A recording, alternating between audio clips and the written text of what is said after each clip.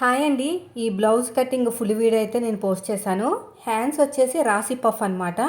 చిన్న బార్డరు పెద్ద బార్డర్ రెండు వచ్చేసాయి.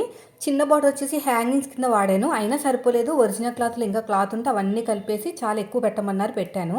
పెద్ద బార్డర్ సైడ్ వచ్చేసి మనకి ఇలాగా రాశి పఫ్ అనమాట. దీనికి సంబంధించిన కటింగ్ స్టిచ్చింగ్ ఫుల్ వీడియో అనేది మన యూట్యూబ్ ఛానల్లో ఉంది, ఒకసారి చూడండి.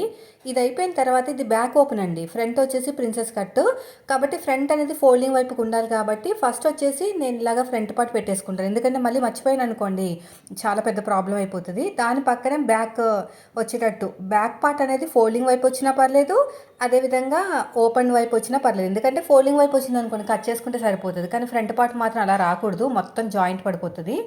సో ఇప్పుడు ఎలాగైతే నేను సెట్ చేసుకున్నాను సేమ్ అదే విధంగా కటింగ్ చేశాను. మిగిలిన క్లాత్ మొత్తం కూడా హ్యాంగింగ్స్కి వెనకాల డోరీస్కే సరిపోయిందండి, అసలు క్లాత్ మిగలేదు. ఎందుకంటే ఒక 10 పెట్టించుకున్నారు.